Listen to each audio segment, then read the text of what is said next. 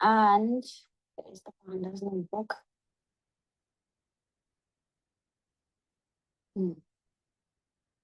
Let me import this.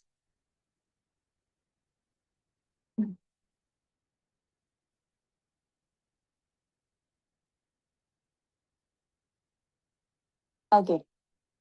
We created plots for categorical type of data. Now we have to create the plot for numerical type of data. Okay. So yesterday, if you guys remember, we were talking about univariate categorical type of analysis, right? Here. Univariate categorical type of data. Now, as I told you, if I give you any of the data set, you have to deal with that data set in this particular order only, which means first you are trying to import the data and then you are trying to perform high level understanding on the data, then jump into the low level understanding. Inside low level understanding, we are having three subdivisions already. First one is your univariate analysis. Second is your bivariate, and third is your multivariate. Okay. Now, if you guys have seen, we were talking about univariate categorical type of data. In this section, how you're going to deal with this such type of data, you are going to first check value counts. Value counts helps you to give the count of different type of entries present inside that particular feature, right? Suppose if I pick loan status feature, this value count helps me to understand how many different type of values and the count of those values present inside the data. Now this value counts we plotted with the help of bar graph. I told you we do have a lot of plots, okay, but what is the main key? We have to remember which plot to create when. Okay, so whenever we are having univariate categorical type of data, we are going to create such type of graphs called as bar and pi. Whenever you want to distinguish two values, where one is categorical in nature, another one is numerical in nature, you're always going to plot the bar graph or the pie chart. Okay, now this is done. We are now going to jump into the univariate numerical type of data. Okay, now understand this thing. Whenever we are having a numerical type of data, let me show you. Let's say, first let me give you the heading. Univariate numerical type of data. Okay, so whenever you are having a numerical type of data, let's say this is a DF1. Okay, suppose I'm going to pick one column which is completely numerical in nature called as applicant income. Now in this applicant income, what type of insights I'm going to perform? Do you understand one thing? There are two types of value. Maybe you guys heard of that. The first one is your discrete. The another one is your continuous.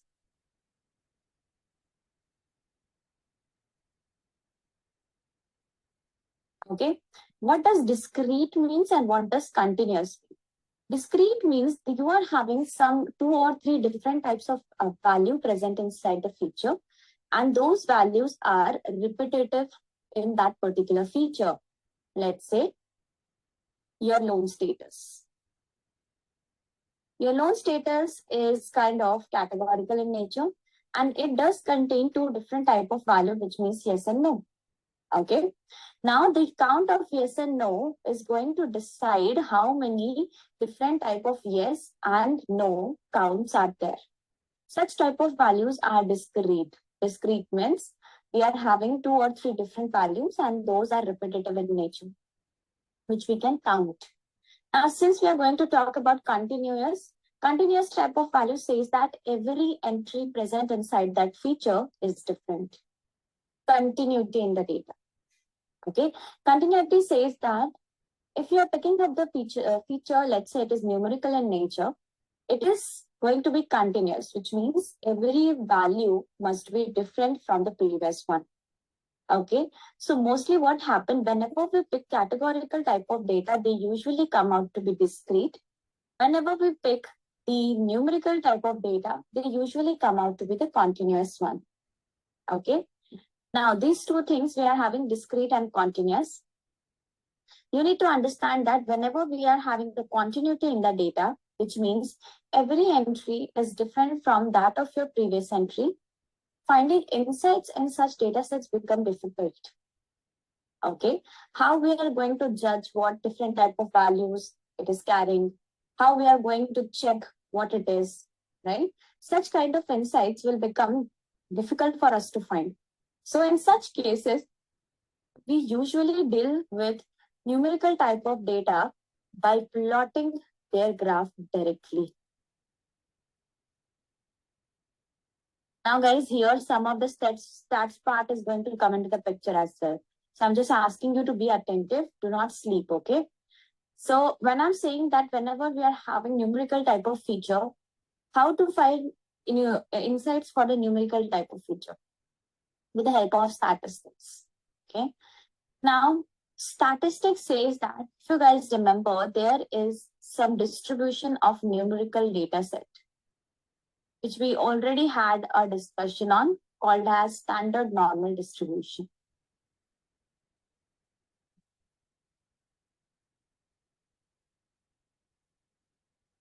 Standard normal distribution. This standard normal distribution says that, or tells us to identify if the distribution inside that particular numerical column is standard normally distributed or not, which means it contains unbiased type of value, or we do have some values which are extremely large or extremely small in this particular applicant income. Or you, in other terms, you can also say that if mean of this particular column is equals to median of this particular column or not. Since if this not this scenario, we are going to say that my data is not continuous or not standard normally distributed. Okay, so for that purpose, can I simply pick this particular column and check the stats of that particular column? Yes, of course we can do that. How? You can simply select this particular column, let's say DF1, and the name of my column is applicant income, pasting that, dot describe. If you guys remember, we were applying dot describe on the whole data set previously. Now, right now we are going to apply dot describe on some particular column, singular column, okay? Running it, you can see that this is the mean of your data set, which is 5403. Coming back, this is the median of your data set, 3812. Are they equal? I cannot see them being equal, which means we are having some extremely high values or some extremely low values present in the applicant income, which is helping me, or let's say, which is deviating your mean from your median. Where we can also say that my data is not standard normally distributed. Is this making sense? Okay. Now, this is the we are doing the statistical approach on the column and deciding that it is not standard normally distributed. How about I can find this with the help of graph only? Can I plot one graph and it is going to help me to find that the distribution of the data is not standard? How we are going to do such thing? So for that purpose,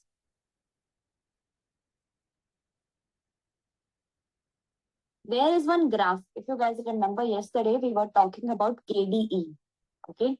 So whenever you are having univariate numerical type of data,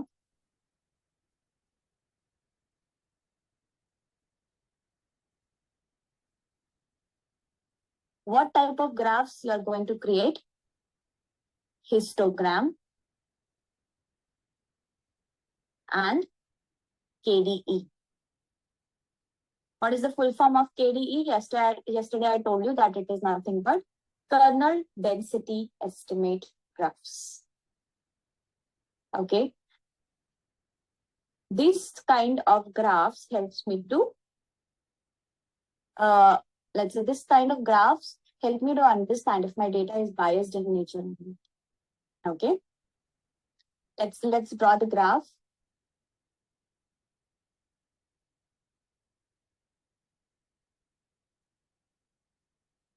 I'm cleaning all the drawings. Coming back, simply picking up this applicant income column, writing dot plot, kind is equals to hist. Running it, you can see now it is creating a histogram for us. Now, how to read this histogram? This is again a task. This is something to understand again. For reading this histogram, you need to first identify. Basically, histogram help us to decide the range of the data. Okay. Suppose if I ask you what is the maximum population, what is the maximum range where population is earning, which means what is the average earning people in my loan data set, which means, or let's say in other terms, what is the range where the applicant income is kind of maximum. People are earning, frequency of people are earning more in that particular range. I do have a frequency, large frequency or huge frequency in that particular range. People are earning that particular range of money. You can see this is somewhere near to 0 to less than 10,000, right? And if you go more than 10,000, we are having very less frequency of people earning that particular amount. Okay.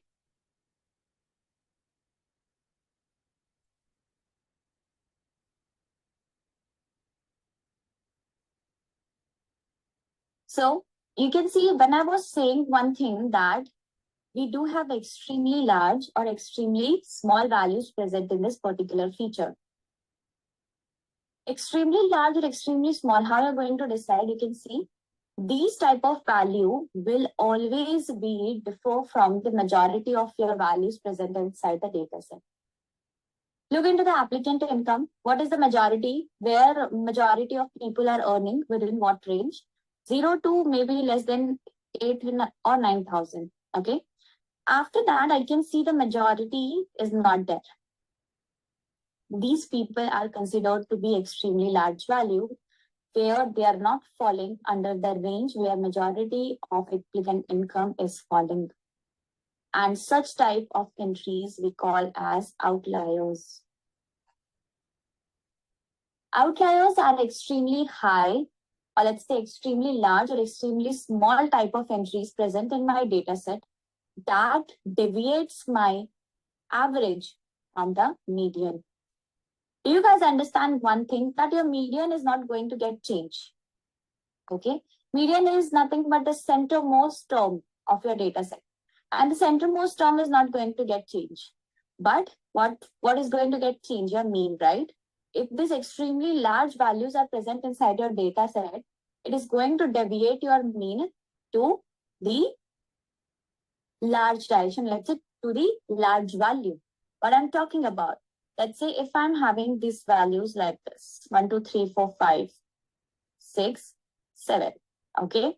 Now, if you're going to find the mean of this data set, sum of all the entries divided by total number of entries. Okay. So let's find 3, 2 plus 5, 10, 14, 15, 21, and 28. Divided by 7, 4, right? Mean is 4. Now, if I want to find the median, median is the middlemost term, right? So middlemost term n plus 1 by 2 may be 4. Here you can see mean is coming as equals to the median, which means my data is standard normally distributed. Now, suppose if I add one entry here, let's say 100. Now I'm going to calculate the mean. It is going to become 128 divided by 8. Okay. Let's calculate that. Let's find the precise value. 128 divided by 8, 16.0. You can see my mean is coming as 16.0. But what about my median? If you calculate your median for the odd number of terms, again, it is going to come here near about 4.5 or 5. So my median is changing kya? No, my median is not changing. These are the extremely large values in my data set, which I was talking about. Previously, the data set was working in a continuous manner, which means even if I calculate the mean, it is not going to get changed. But suppose there is one entry which is extremely large comes into the picture. What will happen? It deviates my mean from the median of the data. And that's why we say that these pointers are called as outliers. They are not lying between the majority of the range where my data is lying. Some extremely large or some extremely small value, which is completely disturbing the mean of my data set, we call them as outliers. How you're going to judge the outliers? They will always look somewhat like this. They will always look different from the majority of your data set, either in the positive direction, which means extremely large values, or either in the negative direction, which means extremely small values. Getting the point, guys? What are outliers? Making sense? You want me to repeat it, or is this okay?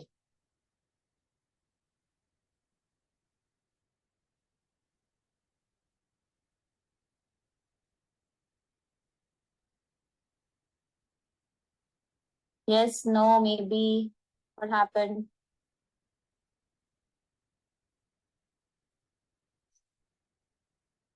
It's okay.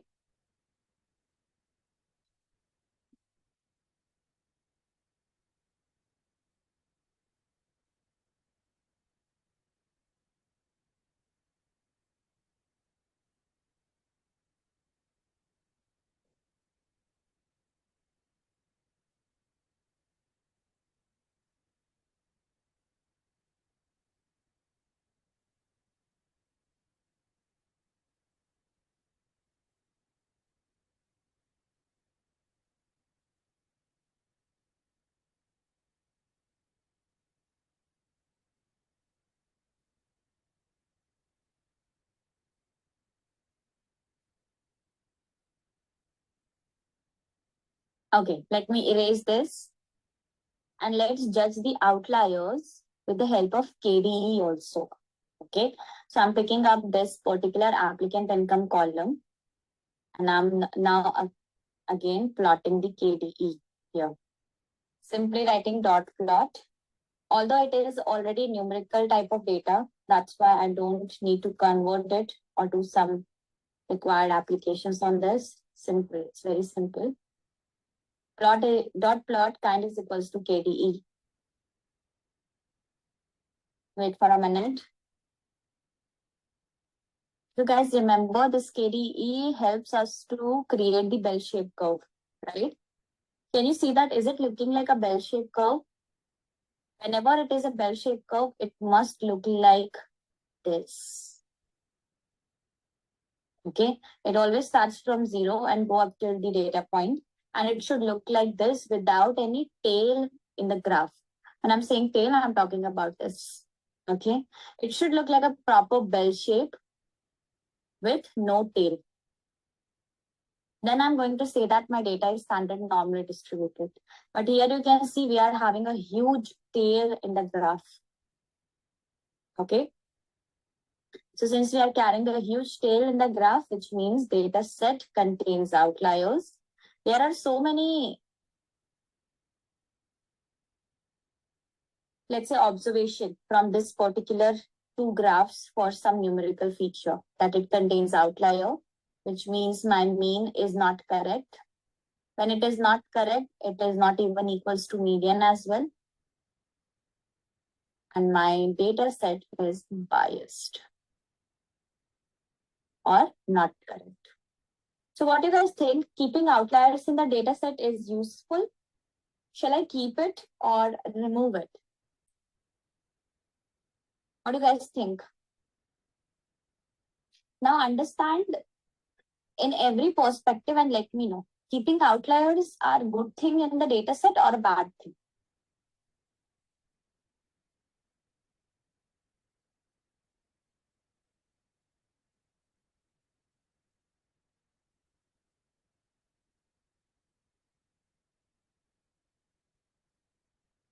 Data should be normalized. Of course, it should be. But as you guys can see, the entries are not in our hand, right? There is always a possibility where your data set or data contains outliers, right? So is it a good thing? Should we keep outliers or shall we remove it?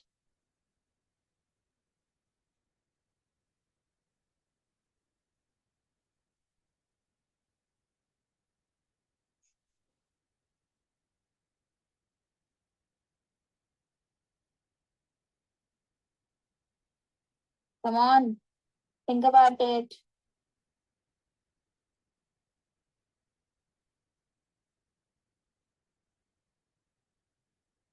Remove, okay.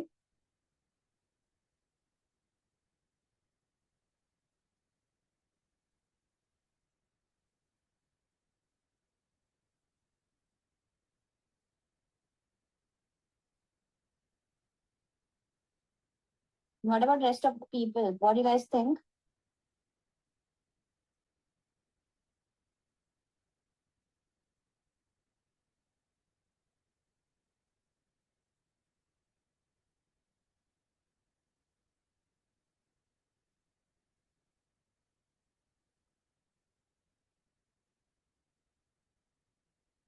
Okay.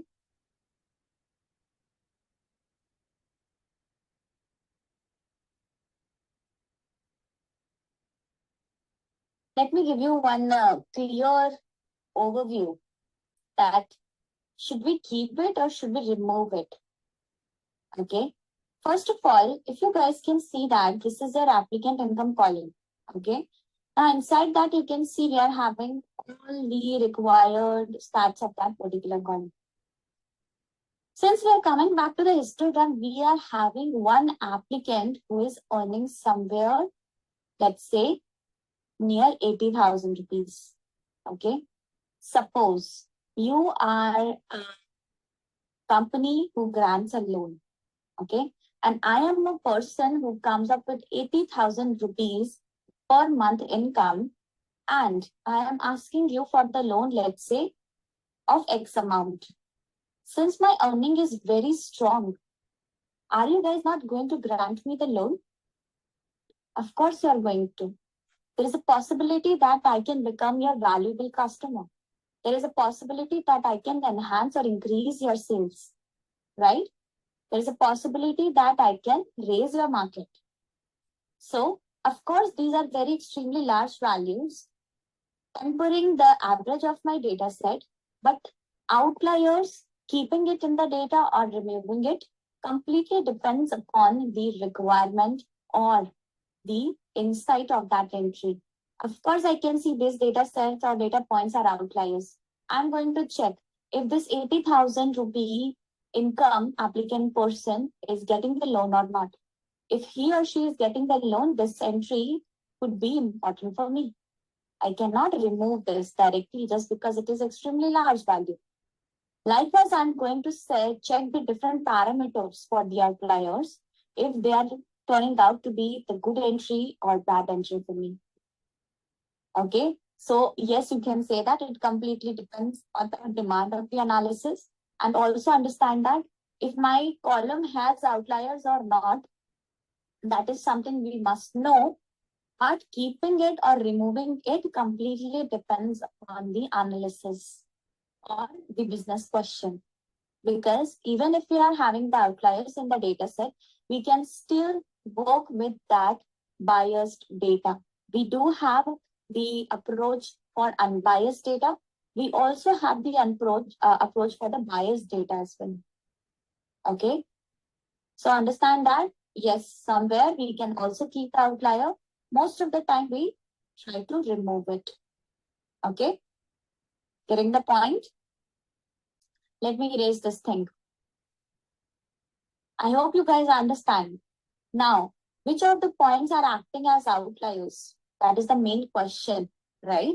Which of the points are acting as outliers? So that is the plot which helps us to identify the point of outliers called as box plot.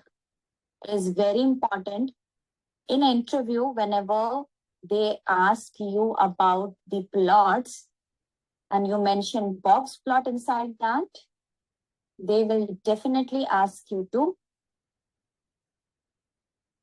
what we can say, explain the box plot, how box plot works or looks like. Since this is applicant income, let's pick some different column. Loan amount I'm picking. Okay.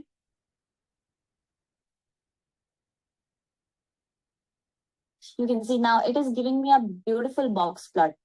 Now, what is this box plot? How we calculate outliers? Of course, we are getting the rough idea that these are my outliers, but there should be some proper calculation beside this outlier, right? That we are going to understand now.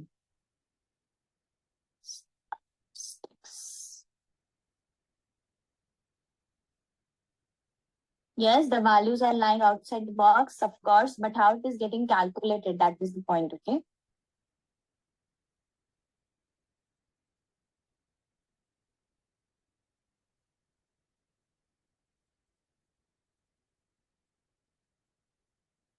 So since we are not going deep into the statistic portion, but just to understand the box plot,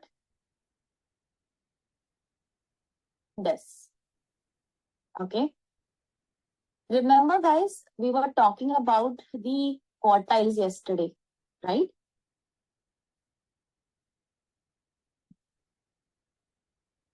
Consider this is your data. You can see this is your data set, or let's say some X column. Inside this X column, we have to identify quartile 1, quartile 2, quartile 3, quartile 4. How this quartile gets calculated?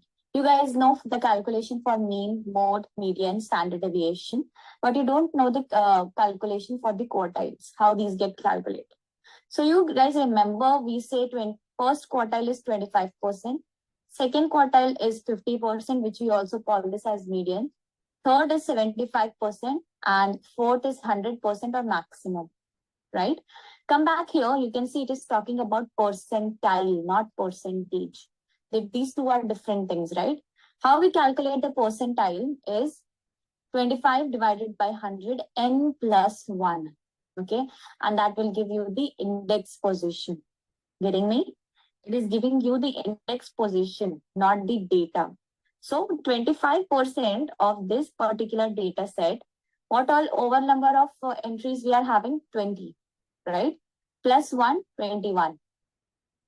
It is talking about somewhere fifth index position. What is the fifth index position? Starting from 0, 1, 2, 3, 4, 5. What is the 25%? What is quarter 1? 3. Likewise, you are going to calculate quarter 2, which is your median, quarter 3, which is your 75%, quarter 4, which is your 100%. Okay.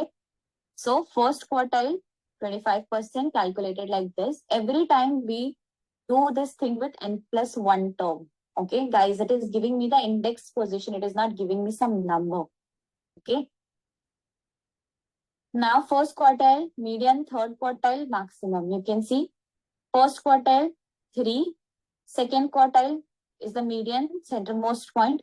Third quartile is the 75% and the maximum. Okay. Now we understand how to calculate the quartiles. No problem. I'll give you the sheet. You can see the calculation. Now there is something called as IQR, which we call as interquartile range. Okay. This IQR is the responsible for something, for the detection of outliers. We can say that. Okay. Now, since we are talking about this IQR, come back this IQR we calculate always with Q3 minus Q1. What is Q3? 8. What is Q1? 3. What is IQR value? 5. Now to judge the upper fence or lower fence, this is nothing but minimum and maximum with this formula. Okay. This upper fence and lower fence says or tells us the range. Within this particular range, all the data points are valid. In this direction or in this direction of this particular range, if we have some of the entries, then we are going to consider those entries as outliers. Getting me? Getting the point? If you guys want, I can show you as well. Okay, let me remove this. Let's pick up these entries. Let's create one data frame. This is just for our understanding, okay? pd dot data frame. Inside that data, and suppose this is my X column. Rest entries are present inside the this. Okay. Closing.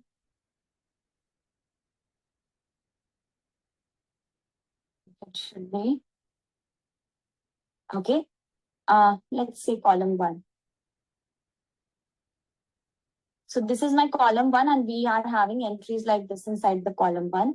I'm storing that in one variable called as dummy.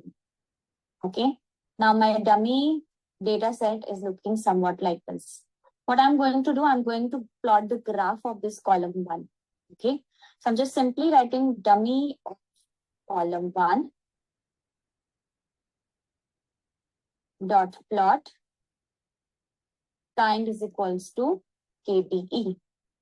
You can see it should look like a proper bell-shaped curve.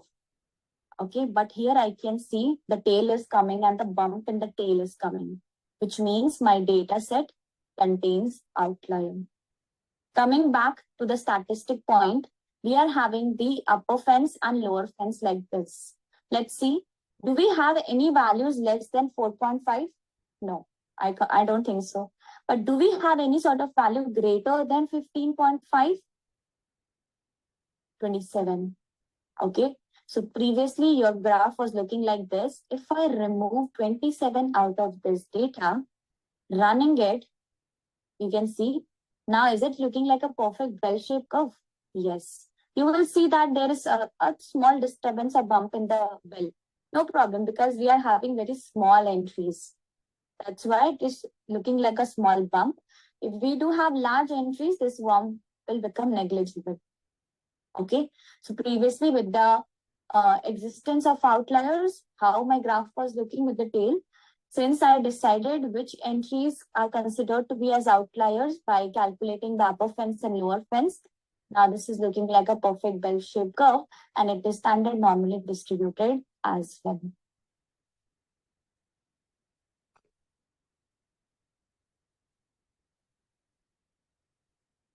Why is the maximum 9 and not 27? Okay, good point. This is minimum 1 and maximum 9. Why not 27? Because we already decided the IQR, right? Okay. So since you already decided the IQR, what is the maximum value after removing the outlier? 9. Okay.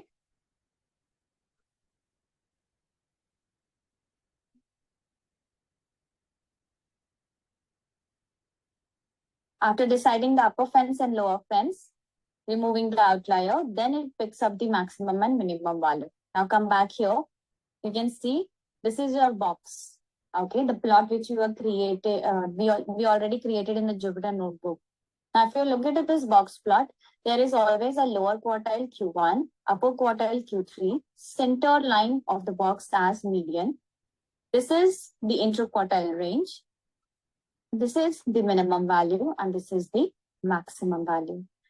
Apart from this particular range, whatever entries you are going to get here or here, considered to be as outlier. Okay, so this is the fence which we calculated. Apart from this fence, any value in the negative direction or any value in the positive direction considered to be as the outlier. Okay.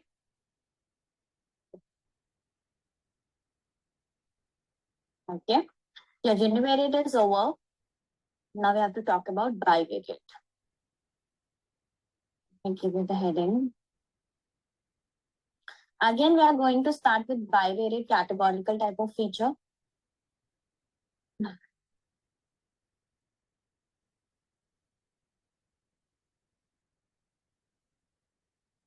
Okay, first we'll be starting with bivariate categorical type of feature, which means bivariate means what? Two columns,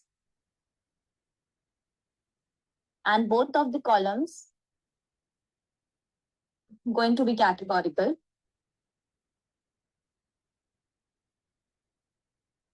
Both of them could be numerical, and there is a possibility that one categorical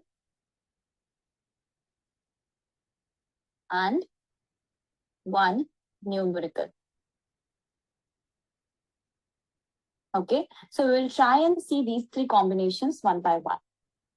Okay, now first we will talk about the categorical one. Wait for a minute.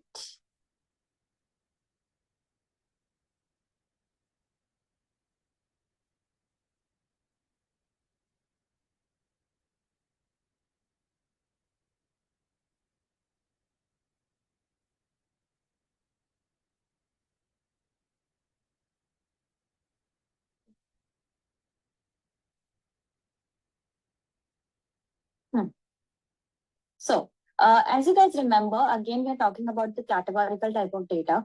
Previously, when we were dealing with the categorical type of data, we were talking about the value counts, right? Here, the same thing happens, but with the two categorical features, and we are going to talk about the cross tab.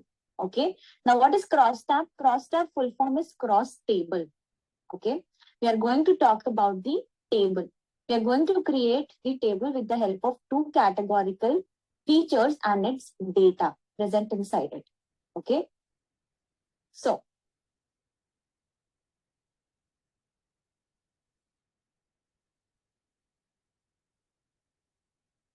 let's pick up two categorical features first. Let's say df1.dtypes. Running it, you can see now it is giving me the data types of the particular feature. Now what I'm going to do, I'm going to pick up the columns. Okay, let's say if I ask you the question, how many female got the loan?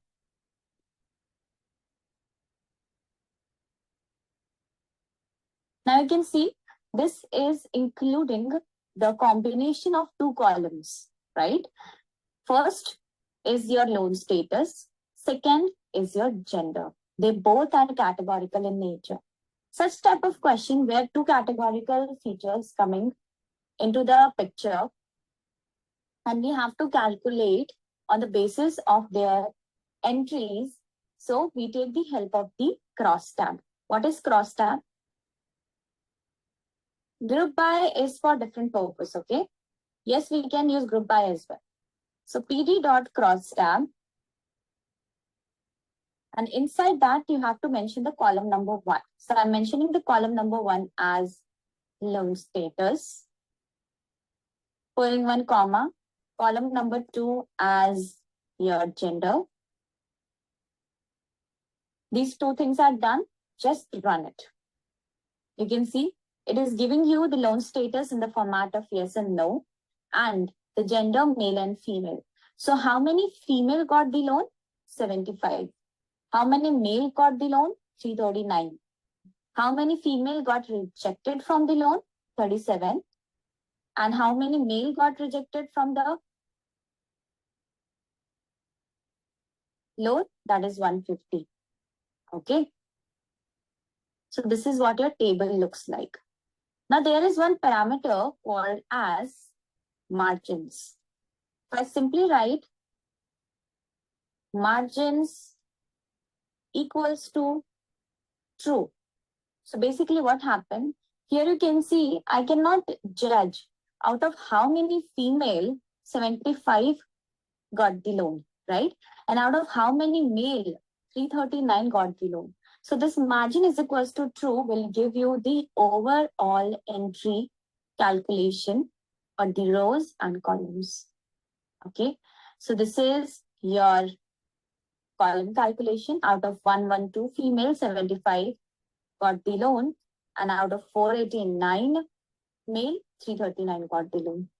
This direction, we are having the margins where it is giving me the overall calculation of number of yes, and it is giving me overall calculation for the number of no's. So you can say out of 187 no's, 37 was of female and 150 was of male. Yes, we can get this output in the percentage format as well. You just need to copy this entire data. And if you guys remember what we were using in the value counts for converting the answer into the percentage format, do you guys remember what we were using that time?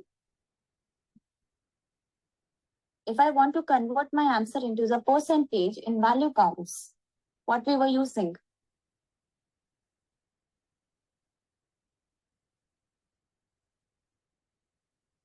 No idea? Think about it.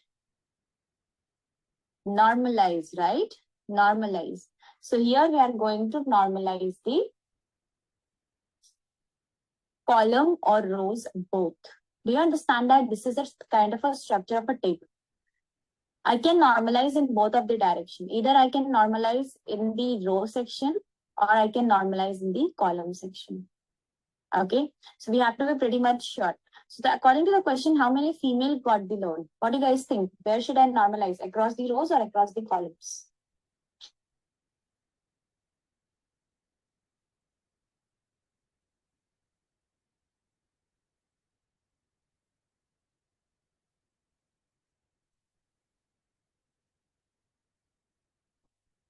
Across the rows or across the column? Okay, I'm getting the answer as rows, rows.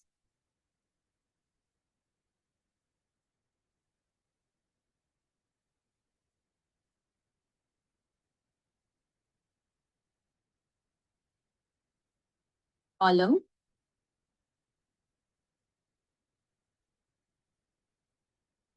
You can understand this thing that across the row, it is telling me the overall number of no's, right? Overall number of yes. Give me a moment.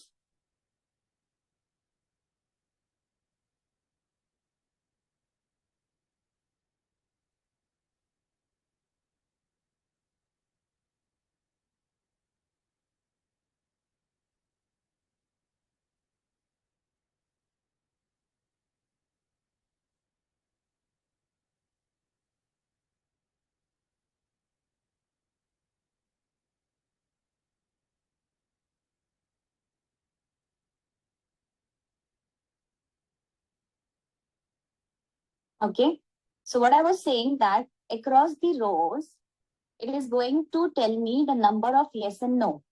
And across the column, it is going to give me the overall male and female count, right? So what percentage of a female got the loan? How we are going to decide that? Let's do this in both direction. Let's do this for rows and let's do this for columns as well. And let's see what output we are getting.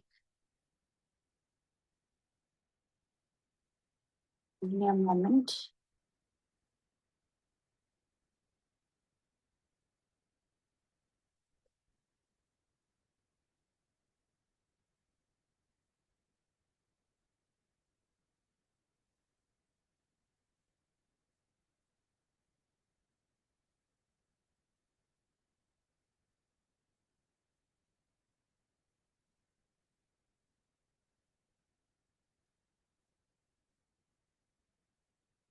Okay.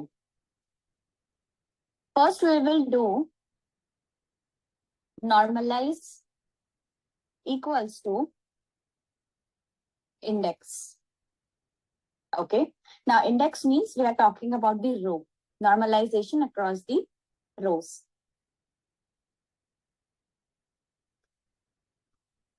Okay. What it is saying? Overall, 100% of no's 90% was of female and 80% was of male. Is this answering my question? No, it is just giving me the percentage of distribution of yes and no, right? It is telling me out of 100% no's, 19% was of female and 80% was of male. No, I just want to know how many female got the loan, right? Getting it? Let's normalize across the columns.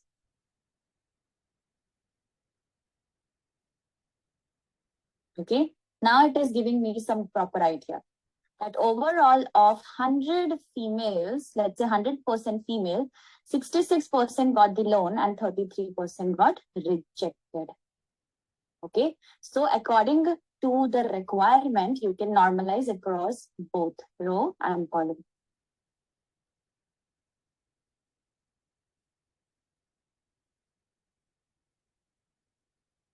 Making sense?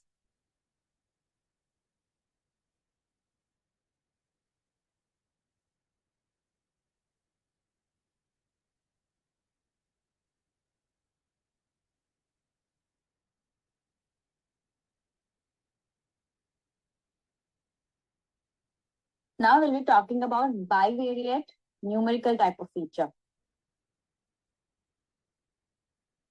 And that will land you to this particular web page. Okay. You can see this is a correlation. How we are talking about correlation and what is the meaning of the correlation? First of all, you need to understand that correlation means we are picking up two numerical type of feature. When I'm saying two numerical, which means two continuous data we are talking about. Since we are talking about two continuous values, how we are going to find the insight between two numerical type of features, right? So this is the thing we judge their entries on the basis of correlation. If you read the first line, when two set of data are strongly linked together, we say that they have high correlation. Two set of data, which means two numerical column. Okay. So now you will ask me the question, can't we find the correlation between two categorical features, one numerical, one categorical? Of course we can. But basically, correlation lies or created for this property to find the insight between two numerical features. Okay. So since we are having two numerical features, we can say that how these two numerical features are correlated to each other. Now, let me give you the example. Suppose you are having an X feature where your currency is in INR. Now you are having this Y feature where the same currency is converted into dollar. Okay. Or vice versa, you can say that. Suppose we are having here $1, $2, $3, 4, 5, 8, like this. Now we are converting this into INR. 1 multiply 83, 2 multiply 83, like that. Okay, so INR in X and dollar in Y. Basically, what is happening here? We are having the data. Are they matching the set of numbers? Of course not. We are having 83 here, we are having 1 here. But we can say that these two data are highly correlated to each other. Now the question arises, why they are correlated to each other? Correlation says that if two columns are identical, which means contains redundant type of entries. Of course it is redundant. Can I delete the dollar column and keep the INR one? Later, if I want to convert it into dollar, I'm going to convert it and delete the INR one. Why to keep two similar type of entries? Logically, I'm talking about. Okay, so correlation helps us to find the redundant columns. When I'm saying redundant columns, it means that two similar type of columns. When I'm saying similar, it does not mean that it is going to keep or contain the entry as it is, right? That let's say X column have the entry 1, the Y column should have the entry 1. No, they are logically connected to each other. Let's say in this case, if I'm already having the dollar column and I'm converting it into the INR, what I'm doing? I'm creating the redundancy, right? So can I keep only one column and delete the another one? Of course. And that is what correlation helps us to judge. This is very basic. You're not going to sit and check, okay, there is some pattern between these two columns, which means they are correlated, right? We don't have that much of time. So we have a statistical approach called as correlation that will help me to understand if my two columns are highly correlated in nature or not. Okay. Correlations are of two types: positive, negative. Okay. Positive correlation says that if the value of X is increasing, value of Y will also increase. Getting it? Suppose this is 1, it is 83. It is 2, it is 2 cross 83. So value of X, Y is increasing, value of X is also increasing. Can we say that X is directly proportional to Y? When X is directly proportional to Y, we say that it is positive correlation. Now, there is also a chance that it is inversely proportional to Y, which means the value of X is increasing, the value of Y is decreasing. We also consider those type of values as correlated. Okay, but that is negative correlation. Okay, so let me summarize the topic. Correlation means what? How two numerical features are related to each other. Since we cannot see and sit back and judge the pattern manually, so we take the help of correlation to judge the pattern between the two columns. If they are having the correlation, there are two possibilities, that there could be positive correlation between them or there could be negative correlation between them. When there is positive correlation, it is going to be the example of INR and dollar, where value of X is increasing, Y is also increasing. Inversely proportional will lead me to the negative correlation. Okay. You can see here it is also written. Correlation is positive when the values increases together. Correlation is negative when one value decreases and another increases. Okay. So this is what we are going to judge between two numerical columns with the help of correlation. Now come back to the point. The correlation is assumed to be linear, following a line. This is very important thing. Okay. Now let me zoom this a bit. You can see this graph. This graph is telling us what is the correlation when we are going to say that two columns are highly correlated. Okay.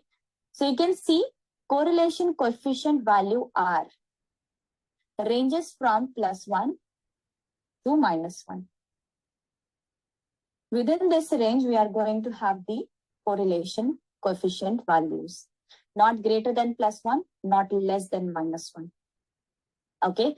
So you can see we are having perfect positive correlation where the graph line is going in the diagonal, which means this is my x-axis, y-axis.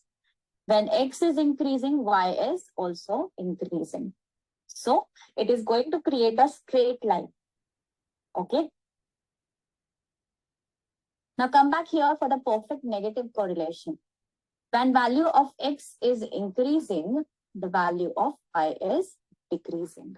You can see. So it is a slope in the downward format.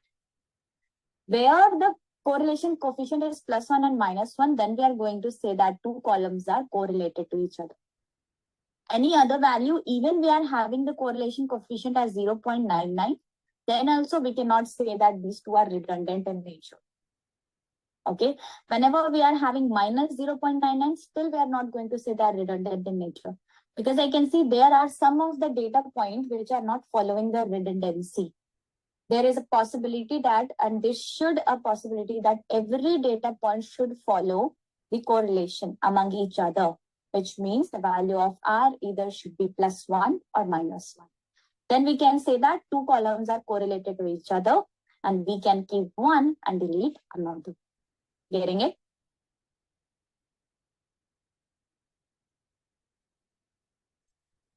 Read these lines. It says that correlation can have a value. +1 is a perfect positive correlation. -1 is a perfect negative correlation. 0 says that there is no relation between two columns at all. Okay. Now,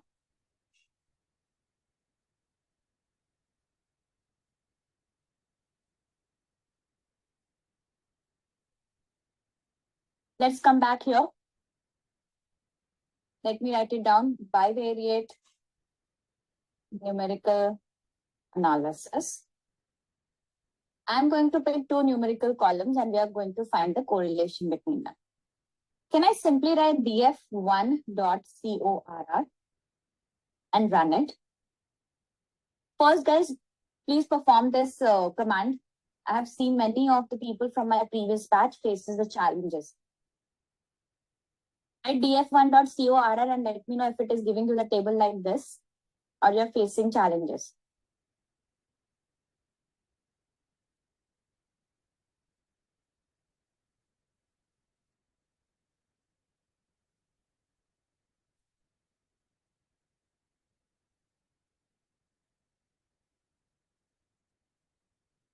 Yes, please let me know.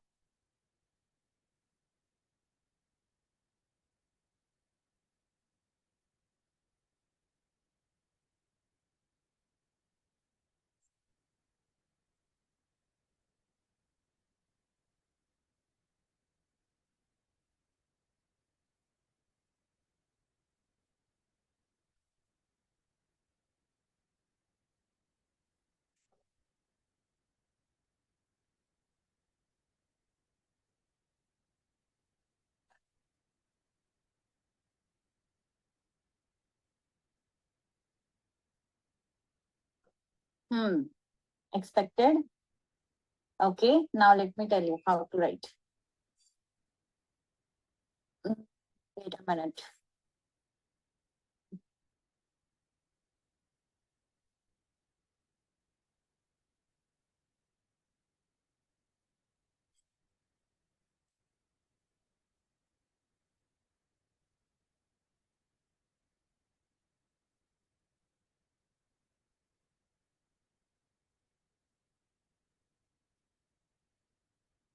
Give me a moment, okay? Let me give you the proper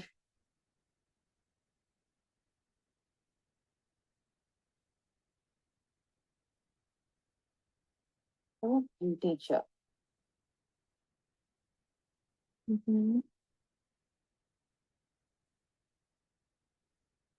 Here, since it should be. Okay, my bad. Sorry.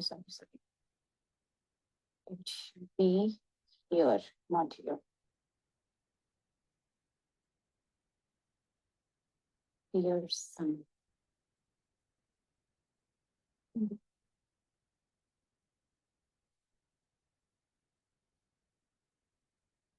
Okay, now drop command for you guys in the chat box. Try to use this one and let me know if it is working.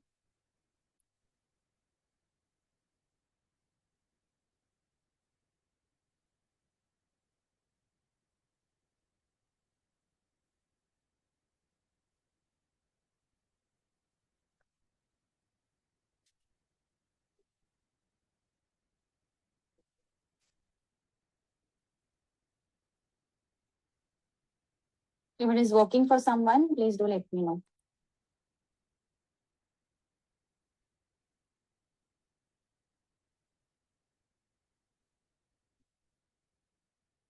Same error.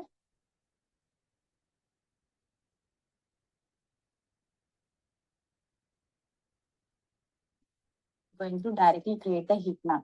Now, heat map is your advanced or complex type of graph. So it is present in the library called as Seaborn. Okay. Seaborn is the library we are going to use in near future for the creation of complex graphs. Okay. Right now, we are just going to import the Seaborn for creating of the heat map. Okay. So for the creation of heat map, I'm importing Seaborn as SNS. I have to simply write sns.heatmap.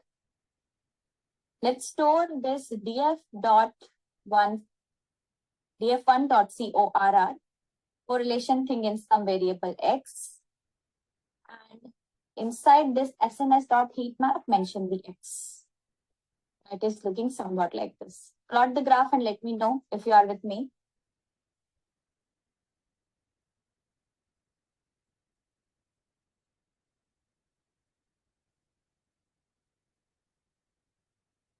Give me the heads up once the plotting is done. Done? Okay. So you guys can see how to read the heat map. Previously, that was giving me the X was giving me the table. Difficult for me to judge the correlation, right? Now here you can see we are having the scale of colors. Intensity, we are getting dark towards 0, getting light towards 1. Intensity of colors. So here in the diagonal, you can see we are having the color light intensity. Okay. This is telling me that applicant income having the positive correlation 1 in the diagonal, ignore it. Other than diagonal, can you see anywhere light color in the box? No. We don't have any negative correlation. That's why we don't have the scale for the negative direction. Okay. So look into the diagonal. I cannot see anything here. Ignoring the diagonal, I cannot see any light color present in the heat map. So we can say that my data is safe, contains no redundant column. Okay. Now come back to this heat map command. We are having different color combinations for the, what you can say, heat map. Okay. Right now I can see the color is not looking good. You can decorate it any way you want. Okay. So if you write CMAP equals to blues, run it. You can see it is giving you the blue color. Now you will ask me, if I'm going to write red, it is going to give me the red color. No. So there is a trick. If you want to know the colors which heat map has to offer, you can simply write some XYZ deliberate mistake in the CMAP, run it. It will throw error and you can scroll it down. It will give you the type of color it supports. You can see plasma, plasma red, prism, rain, turbo, winter, whatnot. Okay. So if you want to pick up the color, you can pick up the color, go back, mention that in the CMAP section. Run it. You can see greens. Okay. If you're not liking the color, pick it from the section here. Cube helix. What is this? Let's check. You can see. So that's how you can create your heat map. Not liking the color. Let's create the purples. It should be capital P.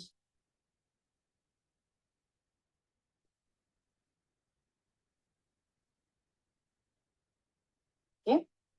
So like this, you can modify your graph the way you want. Okay. So purples. Now there is one more thing.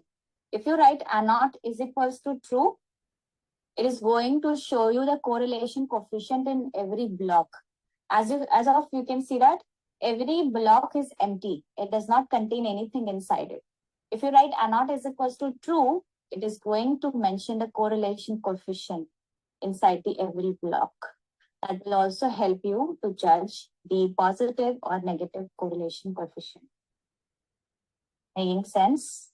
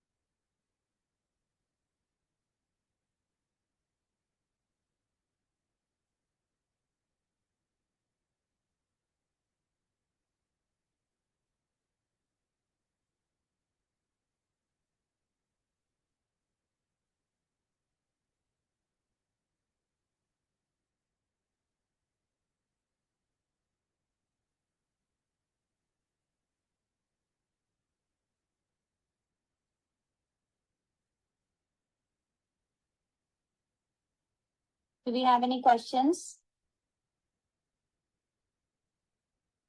No? So here your bivariate analysis is finished. We also have one combination bivariate with numerical and categorical feature, right? That we are going to do tomorrow. And tomorrow we'll be performing data cleaning and manipulation, feature engineering, and group by.